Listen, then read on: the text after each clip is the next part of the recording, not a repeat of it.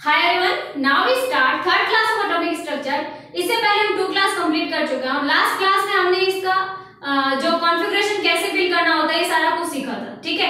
तो अभी हम देखते हैं 3 वर्ड्स आए थे हमारे पास, nodal plane, nodal surface and nodal point. तो इनकी हमें डेफिनेशन नोट करनी है। तो नोट करो first definition, nodal surface. Nodal surface a circular path, a circular path around the nucleus orbital where probability of electron is zero, where probability of electron is zero,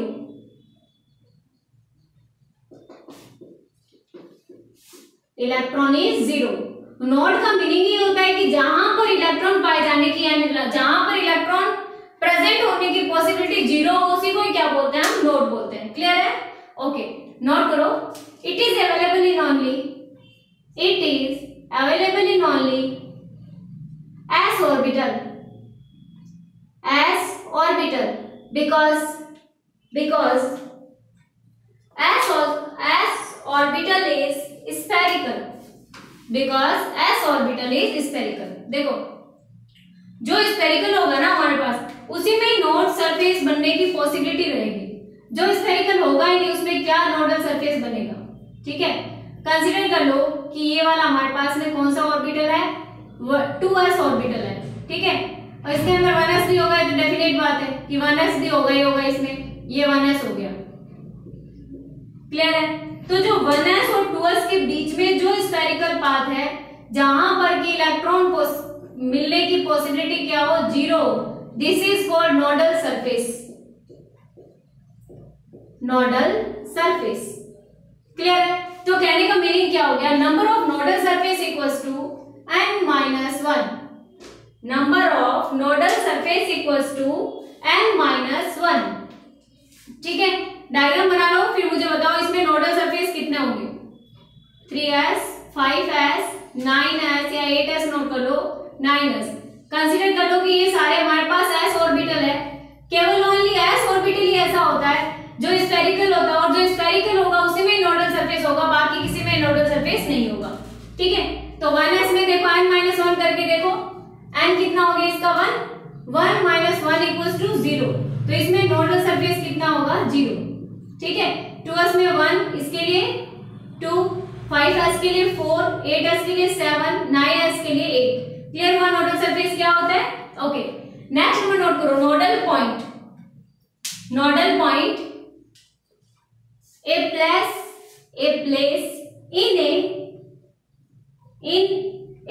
in an orbital where probability of electron is zero, this is called nodal point। इसको हम ऐसे भी note कर सकते हैं, a point of orbital where probability of electron is zero, this is called nodal point। complete? Note करो इसमें, it is always 1 because center of orbital है always 0 electron। center of orbital है always 0 electron। क्लियर है? ये मैंने S P दिया बनाए और ये वाले इसके नोडल पॉइंट है। कोई भी ऑर्बिटल हो उसका कोई ना कोई सेंटर तो होगा ही होगा, उस सेंटर पर कभी भी इलेक्ट्रॉन नहीं होगा। कहने का मीनिंग इतना सा है केवल, ठीक है। तो 1s के लिए अगर देखो तो भी 1 है, p के लिए कोई सा भी p देखो तो 1 होगा और d के लिए देखते हैं तो भी क्या रहेगा, ओनली 1 रहेगा। क्लियर है? ओके, नेक्स्ट नोट करो नोडल प्लेन। नोडल प्लेन में नोट करो a 2D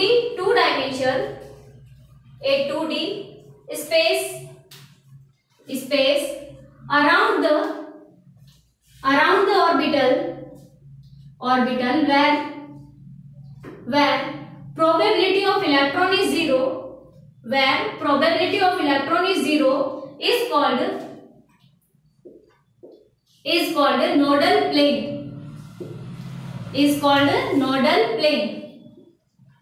क्लियर? आगे नोट करो इसमें, s orbital have zero nodal plane, s orbital have zero nodal plane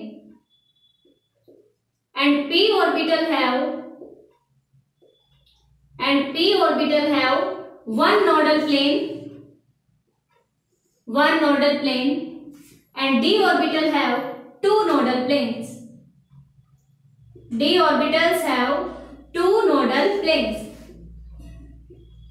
clear है? बना के देखते हैं नोडल प्लेन्स कैसे बनते हैं इनमें। ये मैंने बना दिया table nodal plane. Okay, check करना ध्यान से। पी एक्स है, सुनो ध्यान से, पी एक्स है, इट मीन्स क्या हो गया, एक्स पर, एक्स एक्सिस पर तो इलेक्ट्रॉन होगा ही होगा। कहां पर इलेक्ट्रॉन नहीं होगा? वाई एंड जेड पर इलेक्ट्रॉन नहीं होगा। Probability of electron is zero at Y Z axis. Clear?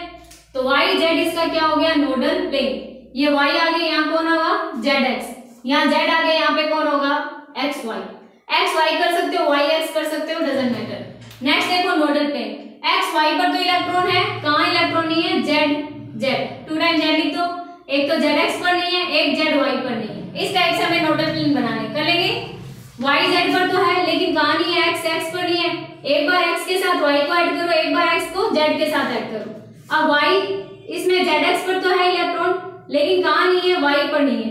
तो एक बार वाई के साथ एक्स ऐड करते हैं, एक बार वाई के साथ जेड एक्स करते हैं। ठीक है, जेड ऐड करते हैं। तो ये सारे नोडल प्लेन की कहानी होती है कि नोडल प्लेन किसमें कितने होते हैं। हमेशा ध्यान नोट करो इनको, हमेशा ध्यान रखेंगे हम कि s में जीरो नोडल प्लेन होता है, p में 1 होता है। p ऑर्बिटल की बात हो रही है, ना कि सब ऑर्बिट। ध्यान रखना, अगर पूछे how many nodal plane in p sub orbit, then note करेंगे 3। और अगर पूछे हमें कि how many nodal plane in p orbital, then note करेंगे 1। क्लियर है? ओके, नेक्स्ट देखो, नेक्स्ट न्यू हेडिंग नोट करो, फीलिंग ऑफ इलेक्ट्रॉन्स। हम इलेक्ट्रॉन को फील कैसे करें? Feeling of electrons. तो देखो क्या होता है feeling of electrons. Feeling of electrons में हम आउटबाउ रूल पढ़ते हैं। आउटबाउ रूल, एग्जैक्ट प्रोनाउंसिएशन इसका ये है। ठीक है, हिंदी में इसको बोलते हैं ऑफ-बोर रूल। ऑफ-बोर रूल के अकॉर्डिंग हम क्या करते हैं? इलेक्ट्रॉन्स की फीलिंग करते हैं। ऑफ-बोर रूल के अकॉर्डिंग 3 रूल्स और आते हैं इसके अकॉर्डिंग। ठीक है, एक तो Pauli's principle, Pauli's exclusive principle. ठीक है, नेक्स्ट हमारे पास में आएगा हुन्स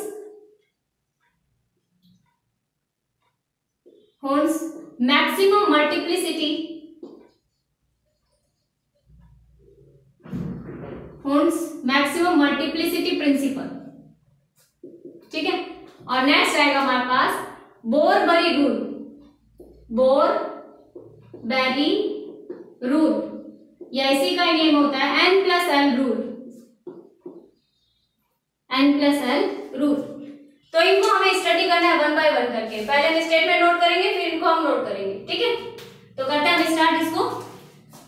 एक्सक्लूसिव प्रिंसिपल, तो ऑफ को का मीनिंग नोट करो।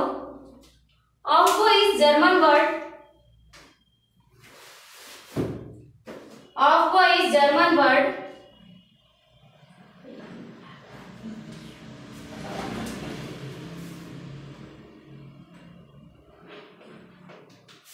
ऑफ-बो प्रिंसिपल में नोट करना। Aufbau is German word, it means building up, it means building up, building up in the ground state of the atoms,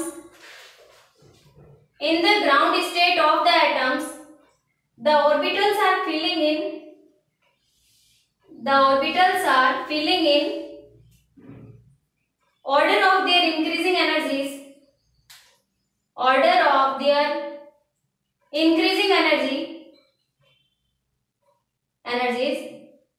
This is called Aufbau rule, this is called Aufbau rule. कहने का meaning क्या होता है कि ground state में अगर हम बात करते हैं एटम की, तो हमेशा ही इलेक्ट्रॉन कैसा होगा? एनर्जी के इंक्रीजिंग ऑर्डर में हमेशा ही इसके इलेक्ट्रॉन्स की फीलिंग होगी एटम में। ठीक है, ओके, इसमें फर्स्ट नंबर नोट करो, Pauli's exclusive principle, Pauli's exclusive principle. Pauli's exclusive principle में क्या कहते थे, नोट करो। No two electrons in an atom can, no two electrons in an atom can have the same set of 4 quantum numbers. No two electrons in an atom have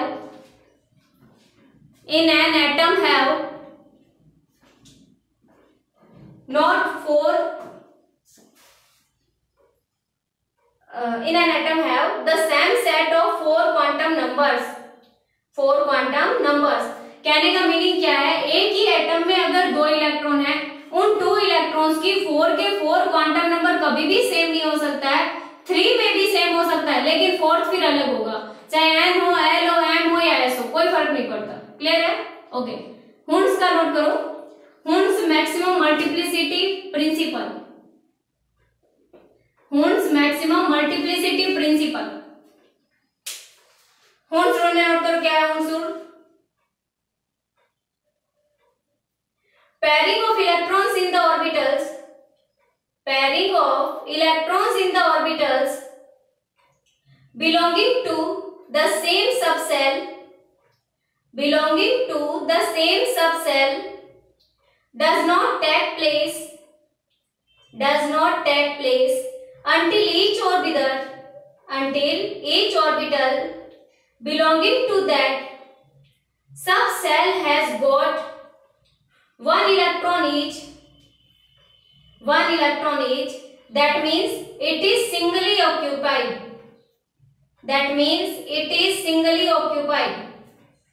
ठीक है? क्या बोला हुंस ने, देखो हुंस क्या कहते हैं, कोई भी हमारे पास में डीजनरेट ऑर्बिटल है, ये डीजनरेट ऑर्बिटल है, इस ऑर्बिटल में पैरिंग तब तक नहीं हो सकती जब तक कि, पैरिंग तब तक नहीं होगी जब तक कि इन सब में एक एक इलेक्ट्रॉन नहीं आ जाए। ठीक है, जैसे मुझे P4 लिखना है, देन क्या होगा 1 2 3 4। क्लियर है? सेम स्पिन के होने जरूरी है पहले वाले। अगर मैं 4 इलेक्ट्रॉन को यहां से उठा के यहां फिल करूं तो ये रॉन्ग है, ऐसा फीलिंग नहीं होगा। पहले सब में एक एक इलेक्ट्रॉन जाएगा, उसके बाद ही पैरिंग स्टार्ट होगी। ठीक है, अगर मुझे बनाना है D5 तो मैं ऐसे बना दूं 1 2 3 4 5, तो ये रॉन्ग है, ऐसा नहीं होगा। अगर मुझे D5 बनाना है तो सबसे पहले मुझे 1 1 इलेक्ट्रॉन सभी में फिल करना पड़ेगा, समझ आया? और सेम स्पिन का होना मस्ट है, ऐसा भी नहीं हो सकता मैंने किसी का स्पिन ऐसे कर दिया, रॉन्ग हो गया, ये ऐसा नहीं बना सकते हम। ठीक है, कहने का मीनिंग इतना सा है कि पहले सब में क्या होगा, एक एक इलेक्ट्रॉन आएगा, वो सेम स्पिन का होगा, आफ्टर दैट पैरिंग स्टार्ट होगी, और पैरिंग करने वाले इलेक्ट्रॉन का स्पिन क्या होगा, उल्टा होगा। ठीक है, एक ही बॉक्स में 2 इलेक्ट्रॉन सेम स्पिन के नहीं रह सकते हैं। अब मैं कुछ एग्जांपल दे रही हूं, मुझे बताना कहां हुंस फॉलो हो रहा है और कहां पर पाउलीज फॉलो हो रहे हैं और कहां पर दोनों फॉलो हो रहे हैं। ठीक है, एग्जांपल्स नोट कर लो। पहले मैंने P4 का ही बनाया,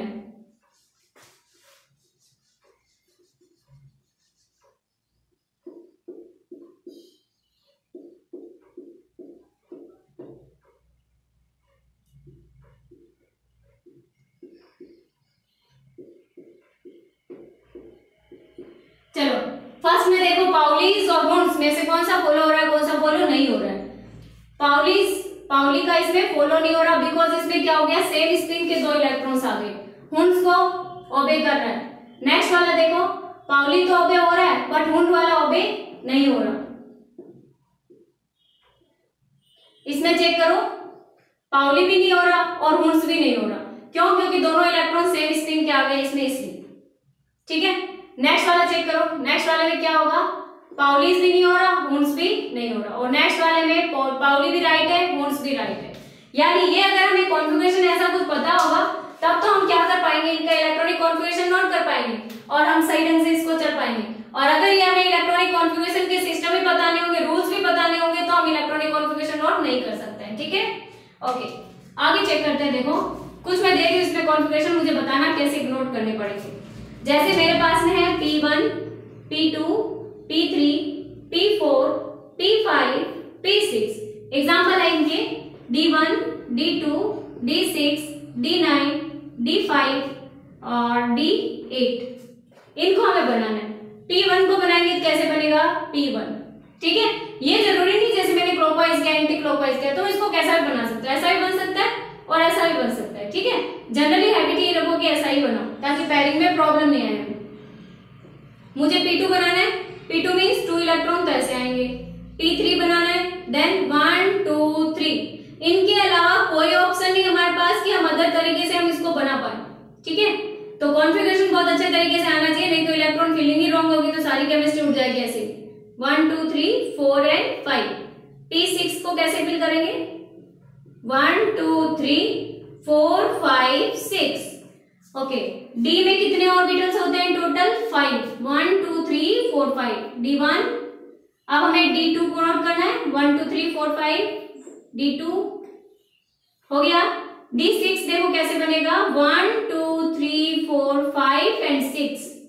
D9 को फिलिंग कर सकते हैं, 1 2 3 4 5 1 2 3 4 5 6 7 8 एंड 9। D5 1 2 3 4 5 1 2 3 4 5। ओके, 8 कैसे बनाएंगे, 1 2 3 4 5 1 2 3 4 5 6 7 8। आई थिंक अब तो समझ में आ गया होगा कि कैसे इलेक्ट्रॉन को फिल करना होता है हमें, ठीक है। ओके, अब नेक्स्ट आता है बोर-बरी रूल या n+l रूल। नोट करो इसमें, बोर-बरी रूल या n+l rule. In this rule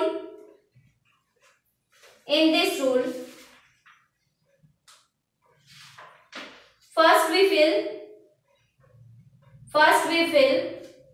minimum energy having orbital, after that high energy orbital, clear। first we fill minimum n+l, ये प्राइमरी क्वांटम नंबर, ये secondary quantum number, n+l। First we filling minimum n+l having orbital if value of n+l is same, then we fill minimum value of n having orbital,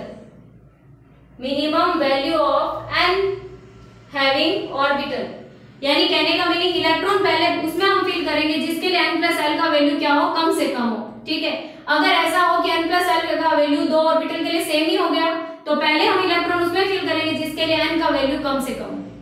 समझ आया? Okay, अब इस rule को देखते हैं okay करके कैसे होगा। तो जो मैंने स्टार्टिंग में इलेक्ट्रॉनिक कॉन्फ़िगरेशन के लिए जो जिगजैग लाइन वाला बताया था ट्रिक, वो इसी से रिलेवेंट है, पूरा n+l रूल पर ही बेस्ड है। और वहां मैंने कहा भी था कि आगे आएगा हमारे ऑफ बोर रूल में, तो ऑफ बोर रूल यही है हमारा, ठीक है। n+l रूल को बोर-बरी को करके देखते हैं क्या है बोर-बरी। तो 1s 2s 2p 3s 3p 3d 4s 4p 4d 4f ऐसे एंड सो तक चलता रहेगा। जितना बना सकते हैं जितना बना सकते हो उतना बना लो, क्लियर है। इसके लिए n का वैल्यू देखते हैं और l का वैल्यू देखते हैं। आई होप सो कि समझ में आ रहा होगा कि कैसे करना होता है हमें, ठीक है। क्योंकि लास्ट क्लास में मैंने इसको बहुत अच्छे से क्लियर किया था कि primary quantum number and secondary quantum number किसी भी ऑर्बिटल के लिए हम कैसे कैलकुलेट करते हैं, ठीक है। तो 1 0 2 0 2 1 3 0 3 1 3 2 4 0 4 1 4 2 4 3। एडिशन कर देते इसका n+l 1 2 3 3 4 5 4 5 6 एंड 7। तो पहले इलेक्ट्रॉन किस में जाएगा 1s में, उसके बाद किस में जाएगा 2s में। अब देखो आगे क्या हो रहा है इसमें, इसका भी वैल्यू 3 है, इसका भी वैल्यू 3 है। तो इलेक्ट्रॉन पहले उसमें जाएगा जिसके लिए n का वैल्यू कम हो, इसके लिए n का वैल्यू 2 है, इसके लिए n का वैल्यू 3 है। तो पहले इलेक्ट्रॉन किस में जाएगा 2p में, फिर किस में आएगा 3s, फिर 3p, फिर किस में जाएगा देखो 3d के लिए वैल्यू इतना है और उसके लिए इतना, तो पहले जाएगा 4s में, फिर किस में आएगा 3d में। ध्यान रखना ये वाली बात। आगे देखो इसका भी वैल्यू कितना है 5, तो यहाँ आ जाएगा 4p, फिर किस में जाएगा इलेक्ट्रॉन 4d, फिर इलेक्ट्रॉन किस में जाएगा 4f। बस ये कहानी है। तो क्वेश्चन ये आता है कि 4s और 3d में से इलेक्ट्रॉन पहले 4s में फिल होता है न कि 3d में, ऐसा क्यों? तो हम क्या आंसर लिख देंगे? According to n+l rule 3d का एडिशन कितना होता है 5 एंड 4s का एडिशन कितना होता है 4, then 4 digit is lower than 5, so electron move first in 4s and after that 3d। Clear हुआ कि 4s में इलेक्ट्रॉन पहले क्यों जाता है और 3d में इलेक्ट्रॉन बाद में क्यों फिल होता है, ये रीजन होता है इसका। ठीक है, तो ऑफ बोर रूल में मेनली जो आता था ना वो तो दोनों ये दो प्रिंसिपल ही आते थे। ये तो हमने अपने कन्वेंशन के लिए बनाया, हमने अपनी सुविधा के लिए इसको बनाया। ठीक है, तो नोट कर लो इसको, फिर हम आगे चलते हैं। तो एक क्वेश्चन और ये आता है कि हाफ फील्ड, क्वेश्चन नोट कर लो, half filled and full filled orbitals are, half filled and full filled orbitals are more stable. Why? More stable. Why? ठीक है, जैसे P6 होता है, P3 होता है, ये स्टेबल ज्यादा होता है, इसके अलावा D5 होता है, D10 होता है, ये भी स्टेबल ज्यादा होता है। तो ऐसा क्या होता है इनमें कि स्टेबल होता है? नोट करो आंसर इसका, half filled and full filled orbitals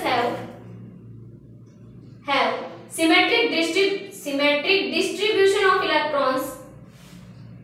Symmetric distribution of electrons.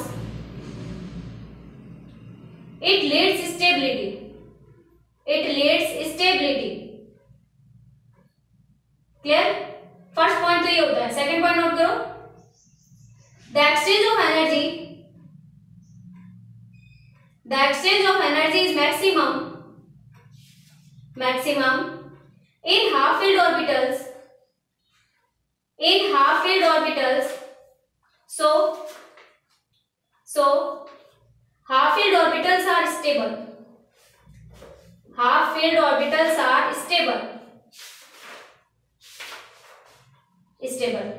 Clear है? तो ये कहानी होती है हमारे इसकी half filled and full filled orbitals की। हो गया कंप्लीट। अब नेक्स्ट हमारा रहता है इसमें कि थ्योरीज कौन कौन सी थी, इलेक्ट्रॉन को सर्च किसने किया, क्या हुआ, कैसे इसका एक्सपेरिमेंट था, रदरफोर्ड एक्सपेरिमेंट क्या था, बोर मॉडल क्या था, ये सारा कुछ हम नेक्स्ट क्लास में डिस्कस करते हैं। उससे पहले हम अभी कुछ डेफिनेशंस नोट कर लेते हैं। हेडिंग नोट करो, रिप्रेजेंटेशन ऑफ एलिमेंट।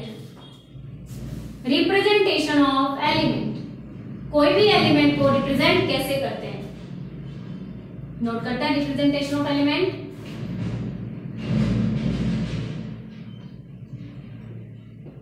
ये होता है रिप्रेजेंटेशन ऑफ एलिमेंट। ठीक है, यहां हम कोई चार्ट लगा देते हैं, तो एक्स यहां पर क्या है हमारा एलिमेंट, एलिमेंट सिंबल। जानते हैं जैसे हाइड्रोजन, हीलियम, लिथियम, अब तो बहुत सारे आते हैं। और ये जेड हमारा क्या है, atomic number. Atomic number, atomic number means क्या होता है, number of proton.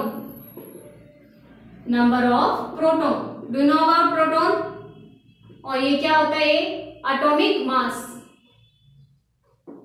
Atomic mass, atomic mass हमेशा ही क्या होता है, neutron plus proton is called atomic mass. तो किसी को भी हम ऐसे लिखेंगे, इसका मतलब इसका सिंबल, इसका कंसीडर कर लो, क्लोरीन है, एटॉमिक नंबर कितना 17, मास कितना 35, चार्ज कितना माइनस। तो इससे हमें पता लग जाता है इसमें कि इसका एटॉमिक नंबर ऑफ प्रोटॉन कितना है 17 है, और दोनों प्रोटॉन और न्यूट्रॉन का एडिशन कितना हो गया 35। ठीक है, नोट कर लो इसको। उसके बाद में नोट करना एक बात और, न्यूट्रॉन प्लस प्रोटॉन का एक और अदर नेम है न्यूक्लियॉन। न्यूक्लियॉन, क्लियर है? ओके, ये बना लो पूरा, फिर आगे चलते हैं।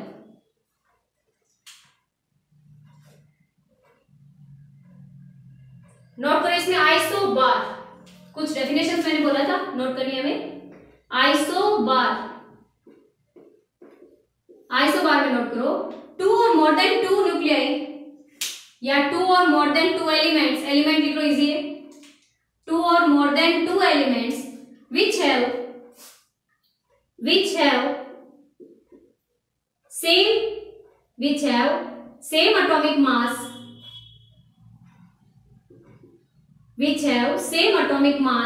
is called isobar, ठीक है। स्टॉप का राइटिंग को देखो, ये फ्लोरीन 18 है, ये ऑक्सीजन 18 है। फ्लोरीन का एटॉमिक नंबर 9 होता है, हमें पता है। ऑक्सीजन का एटॉमिक नंबर क्या होता है? 8। कर लेंगे ऐसे। ओके, और भी नोट कर सकते हैं, जैसे कि नाइट्रोजन 14 है और कार्बन 14 है। एटॉमिक नंबर लिखने की रिक्वायर्ड नहीं होती, वेरिएबल हमेशा एटॉमिक मास होता है, एटॉमिक नंबर कभी भी वेरिएबल नहीं होता है। कर लेंगे आइसोबार। नेक्स्ट नोट करो आइसोटोन। आइसोटोन, आइसोटोन में नोट करो, आइसोटोन क्या होता है? 2 or more than 2 nuclei which have same number of neutron is called isoton, ठीक है। लाइक दैट कार्बन और नाइट्रोजन लिया, नंबर ऑफ न्यूट्रॉन हमें चेक करने हैं इनके, ठीक है। तो एक फॉर्मूला अभी मैंने बताया था, क्या था? A equals to n plus z। तो n इक्वल्स टू क्या हो जाएगा? a minus Z. a minus Z का वैल्यू क्या आना चाहिए? हमारा इक्वल आना चाहिए, ठीक है। अगर मैं लूं कार्बन, कौन सा लूं? 6 और 12, तो 6 आएगा इसमें, और 7 और 14, तो 7 आ गया। इसमें 30 ले लेते हो। कार्बन 13 लिया और एक लिया नाइट्रोजन 14, ठीक है। देन कार्बन 13 में न्यूट्रॉन कितना होगा? 13 माइनस 6 करो तो 13 माइनस 6 मीन्स 7, ठीक है। और न्यूट्रॉन इसमें कितना आ जाएगा? 7। इट मीन्स ये वाले दोनों क्या हो गए? आइसोटोन। कर लेंगे ऐसे, ठीक है। नेक्स्ट नोट करो isotope. Third definition isotopes. Isotopes में नोट करो 2 or more than 2 nuclei or elements, 2 or more than 2 nuclei or elements which have same atomic number but different in atomic weight is called isotopes. Clear? Like that example, hydrogen के 3 isotopes होते हैं। 11th class में read किया था हमने इसको,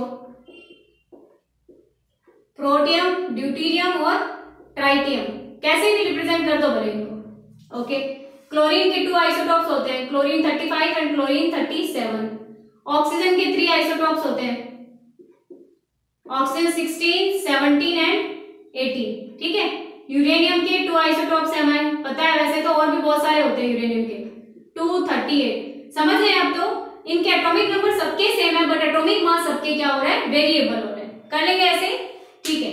next note करो आइसोस्ट्रक्चर।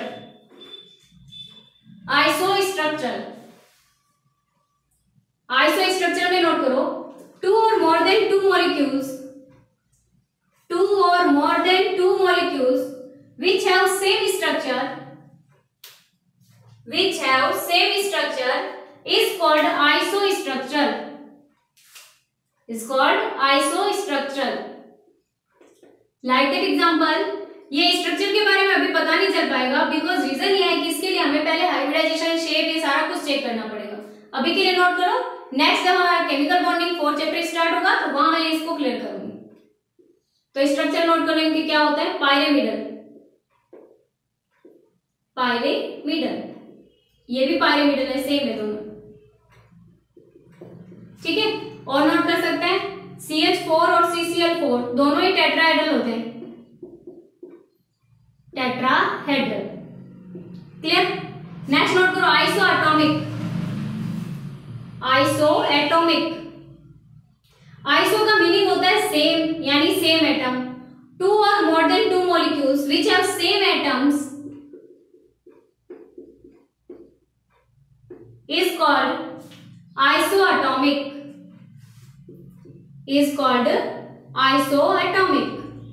ठीक है। ये 3 एटम्स हो गया। क्लियर है? बस इतना सा एक बार के लिए हम इसको यहीं पे स्टॉप करते हैं इस क्लास को। नेक्स्ट वाली जो थ्योरीज है, बोर थ्योरी क्या थी, सोमरफेल्ड थ्योरी क्या थी, न्यूलैंड क्या था, ये सारा कुछ हमारे इसमें आएगा वापस से चैप्टर में। और जॉन डॉल्टन का प्रिंसिपल क्या था, ये सारा कुछ हम नेक्स्ट क्लास में कवर करते हैं, ठीक है। अभी के लिए हम स्टॉप करते हैं यहीं पे। Happy learning.